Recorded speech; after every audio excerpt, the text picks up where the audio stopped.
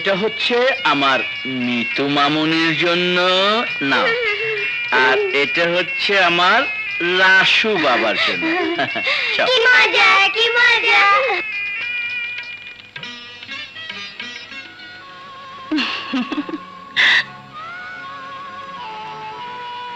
কি হলো, আমাকে দেখে চোখ বন্ধ করলে কেন?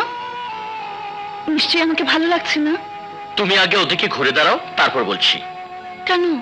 আহা, ঘুরি দাঁড়াও না।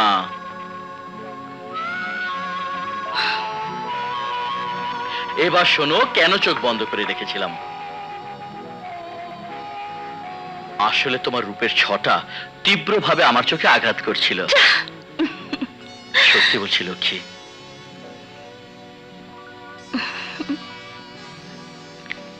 আসলে তোমাকে রাজকুমারী হয়ে কোন রাজার ঘরে জন্ম নেওয়া উচিত ছিল।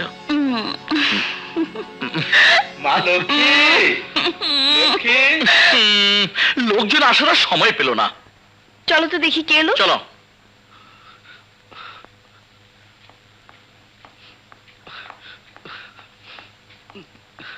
চাচা, বাবা কেমন আছে? চাচা আপনি কাছেন? চাচা, লক্ষ্মী, তোর বাবা নেই রে মা, সব শেষ হয়ে গেছে।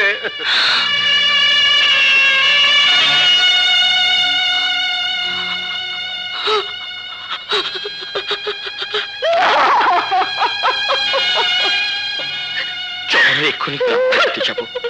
এখন আর গিয়ে কি লাভ?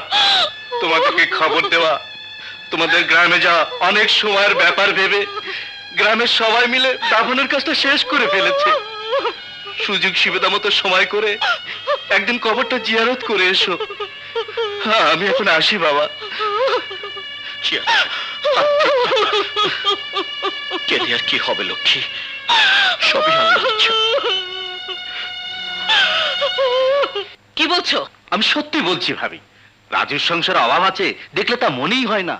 বাড়িটাও বেশ বড় সড়ো, আঙ্গনায় অনেক জায়গা। তাছাড়া বৌমার বেশভূষা থেকে মনে হলো আল্লাহ রহমতে তারা খুব সুখেই আছে। হ্যাঁ, তা তো বুঝতেই পারছি।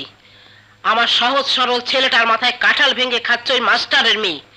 ঠিক আছে, আমিও দেখাবো মজা। আমিও কালু ব্যাপারীর মেয়ে জামিলা বেগম।